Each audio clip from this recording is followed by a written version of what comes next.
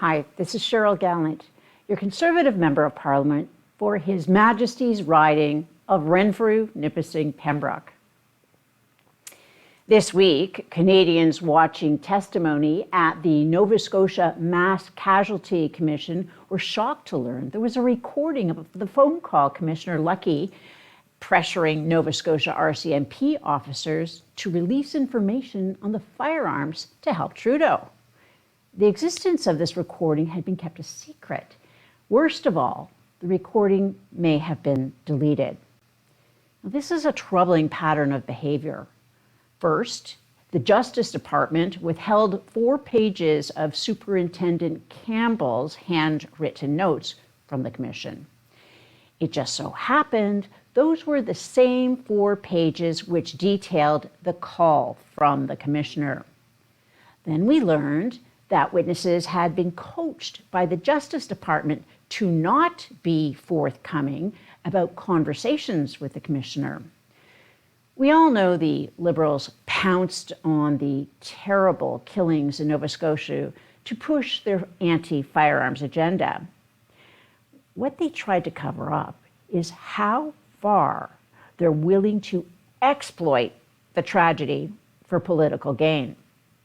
Justin Trudeau and his hand-picked commissioner are destroying any remaining credibility the RCMP has. They're doing it to justify the largest seizure of private property in Canadian history. If the Liberals are willing to ruin what's left of the RCMP's reputation to appease the radical left-wing anti-firearm base, what else would they be willing to do? We know the number one thing every Liberal will do for power, and that is waste taxpayer dollars. Last month, the Minister of Public Safety announced $2 million from the Building Safer Communities Fund and that it would go to Sudbury. The Liberals claim the purpose of this fund is to support community programs to combat guns and gangs. The problem is, the city of Sudbury had no idea how it would spend the money. Now, a reasonable taxpayer might ask how the federal government will know if the money will be spent if they don't even know what it's being spent on. Every Auditor General in the last 20 years has complained about these types of slushy funds. The Liberals are literally throwing cash out the window. They're handing out blank checks. Maybe Sudbury will spend that money on an innovative and successful program which diverts at-risk youth from gangs into sports. The more likely scenario is that the program will be unoriginal, unsuccessful, and repeat the same mistakes made in other communities. Regardless of what happens in Sudbury with the $2 million, the same pattern will happen across the country with the other $250 million.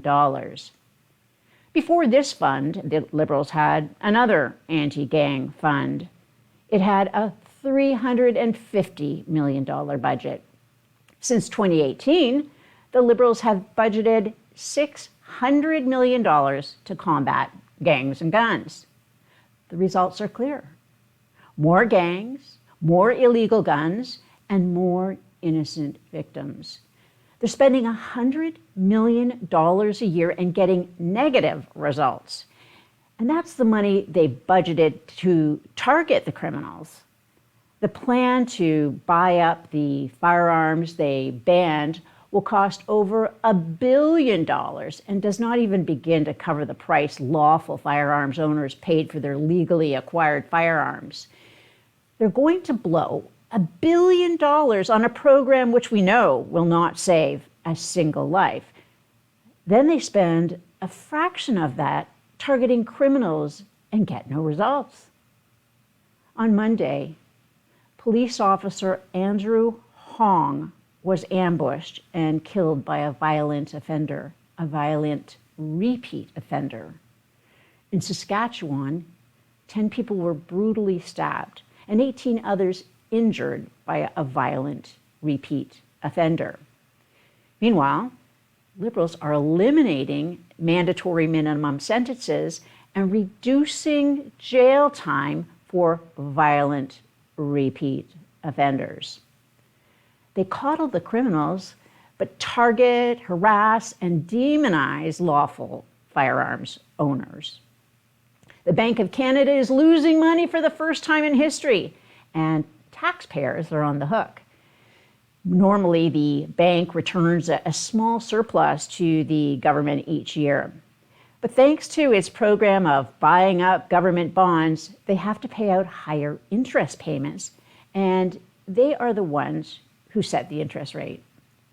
Only in Canada could our central bank spur inflation, lose money, and have the Laurentian elites rally behind the bank's governor. If you think that's crazy, wait till you hear what the Heritage Department announced. Last month, the public learned the Heritage Department had given over $100,000 to a racist bigot to provide anti-racist training. The minister found out 2 months ago, but did nothing about it until the former editor of the National Post, Jonathan Kay, tweeted it. Once the Liberals had been caught, they announced they were cutting off the funds and reviewing the program. On Tuesday, they announced the changes they were making to the program. The anti-racist program officers will now receive anti-racist training to ensure they don't hire another racist anti-racist trainer. The Liberals have gone so far down that critical race theory rabbit hole, they can't even think clearly. They're actually venerating an unsubstantiated academic theory. Imagine while navel-gazing, the Liberals find some fuzz and then spend $1 billion to fight it. How does the government plan to pick anti-racist trainers if the people who contract the anti-racist trainers require anti-racist training themselves? Unlike our black-faced prime minister, most Canadians know how not to be racists. Treat every person as a unique individual. Of course, that makes for a very short PowerPoint presentation, and it's hard to bill taxpayers and corporations for anti-racist training if your presentation is only 1 sentence long. This was never about race. This is about money and power, taking your money to keep them in power. It's the modern-day version of the sponsorship scandal, ad scam to some.